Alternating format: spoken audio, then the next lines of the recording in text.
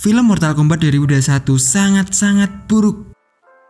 Tapi di IMDb ratingnya bagus bang, 6,1 bang.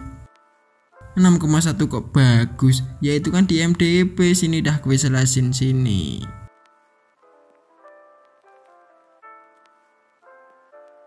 Halo semuanya, kembali lagi di Saripata dengan narator kesayangan Anda Yanto di sini. Yo, kali ini gue gak bakal bahas alur cerita film dulu, tapi gue mau bacotin nih film Mortal Kombat 2021. Dan inilah pembuka dari series baru dari channel ini, yaitu gue kasih nama Rasan-Rasan. Kalau kalian suka dengan konten yang ginian, kasih like di bawah. Kalau nembus 10 like, gue bakal kasih lagi konten-konten yang ginian lagi, biar kalian senang tentunya. Ya sekedar refreshing lah gitulah pokoknya. Film Mortal Kombat 2021 sebuah film yang diadaptasi dari game Mortal Kombat. Buat kalian yang gak tahu sama sekali dengan film ini, gimana sih ceritanya bang? Nih gue kasih tahu. Ceritanya tuh gini, ada sebuah turnamen yang namanya Mortal Kombat. Pasti udah tahu kan tentang turnamen ini? Ya kan gak tahu, lupa gue dah. Nah itu turnamennya antara bumi sama alam dunia luar. Terus pejuang bumi itu kalah mulu pas turnamen, sampai lost streak 9 kali. Jadi skornya itu dunia luar itu 9 dan bumi masih 0. Dibabat ya bumi ini masihan. Terus kalau bumi kalah lagi di turnamen itu 1 kali lagi, alam dunia luar berhak menginvasi bumi dan jadi milik mereka. Kira-kira gitu sih ceritanya. Sedikit cerita loh ya. Tapi ya gitu, gue gak suka sama film ini. Kenapa sih bang gak suka sama film ini? Nah ini berikut alasan gue kalau gue gak suka sama film ini. Yang pertama, alur cerita terlalu cepat. Film ini ya alurnya itu terlalu cepat banget lur. Ya gimana gak bingung, tiba-tiba gelut, ngomong dikit, gelut lagi, ngomong dikit, gelut lagi, dan begitulah seterusnya.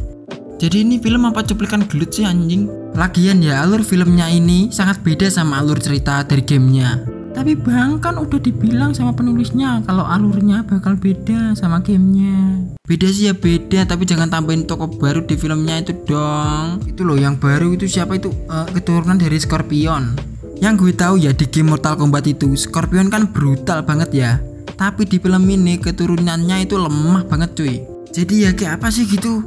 Ya kan gue ekspektasinya kan kayak di awal cerita itu, wah keturunannya Scorpion nih. Wah bocah ini bakal OP parah, ngobrak-ngabrik semuanya, bantai-bantai sampai saudaranya sendiri dibantai. Lawan Milena aja gak bisa. Nah lanjut. Yang kedua itu watak tokohnya itu nggak kuat. Ya gimana nggak kuat? Adegannya itu kan gelut ngomong. Kan jadi impactnya tuh masuk ke karakter filmnya, sifatnya, wataknya, penokohan. Ya jadi gak kuat gitu. Bocah ini sifatnya kayak gimana? Kebanyakan gelut sih anjing. Gelut doang, brutal kagak. Ya yang paling gue gak tahu itu wataknya si Kung Lao. Sumpah kayak apa dia gue gak tahu anjing. Udah tampilnya sebentar, wataknya gak kuat. Adalah kayak gimana film ini? Mungkin itu kebanyakan karakter yang dimasukin di film ini. Oh ya gue baru inget itu si Nitara. Karakternya itu paling gak kuat sama sekali. Jadi gini, dia kan direkrut sama Samsung. Terus abis itu ya langsung mati. Sumpah langsung mati. Gak ada percakapan, gak ngomong, dipanggil hanya untuk mati. Kasihan Nitara. Udah matinya digituin lagi. Terus selanjutnya ini alasan ketiga, Kung Lao di nerf.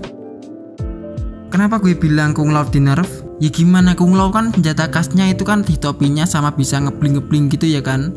Nah terus dia cuma ngebling sekali doang pak. Tapi kan bang Kung Lao ngalahin Nitara bang. Wah iya dia bisa ngalahin Nitara, tapi habis itu mati disedot sama Samsung. Ditambah lagi gak epic juga matinya. Kenapa karakter yang khas di Mortal Kombat malah dibiarin mati gitu aja? Terus sama si keturunan Scorpion itu, kayak yang sama gue bilang tadi, Scorpion kan brutal ya di gamenya. Keturunannya malah bego. Kan biasanya keturunan itu biasanya kekuatannya itu kan kayak sama gitu loh. Ya mirip-mirip gitulah minimal. Senjata khasnya Scorpion kan itu apa namanya itu kunai yang ada rantainya itu. Gak tahu namanya gue apa, pokok itu. Nah ini keturunannya itu beda banget senjatanya itu. Malah ada perisai di badan, senjata yang aneh pula. Yang sering dibawa Pak Satpam itu pentungan itu loh. terus dikeluarin dari perisainya. Bayangkan perisai di badan bisa numbuhin pentungan. Dah lah, aneh sumpah. Tapi dibalik keanehan dan keabsurdan yang disajikan film ini, yang gue gak suka itu, tapi beberapa sih gue suka sama film ini, kayak sinematografinya, terus efek-efek visual. Sama yang paling gue suka ada Joe Taslim di sini. Wah, bangga dong aku. Kok aku bangga? Ngapain bangga aku? Kan bukan saya. Terus itu kak, duelnya si Joe Taslim sama si Hiroyuki di awal film itu, wah keren banget. Nah itu salah satu adegan yang paling gue suka. Sama yang scene paling gue suka itu ini. Ntar gue tampilin. Sekedar peringatan buat lu yang belum nonton film ini, mending skip aja ya bagian ini. Nah bagian ini, gue suka banget. Atau kalian punya bagian favorit sendiri? Silahkan tulis di komentar. Biar nih orang-orang yang belum nonton kita spoilerin. Ya biar mereka emosi. Apa malah kalian yang emosi sama film ini yang gak seperti yang kalian harapin? Seperti harapan kepadanya yang tak pernah selaras dengan ekspektasi Anda? Iya bang, benar itu bang, benar. Emang gitu cuy, wanita itu kayak gitu. Suka ngeghosting, giliran di ghosting merasa ia yang paling tersakiti di dunia, di alam semesta sampai alam kubur. Dan tulis keluh kesah kalian di kolom komentar. Mari kita ramaikan dan satukan orang-orang yang emosi dengan film ini. Itulah akhir dari bacotan gue. Jangan lupa subscribe dan like biar gue tambah semangat bikin gibah-gibah film gini. Selamat tinggal, selamat sejahtera, dan sekuat.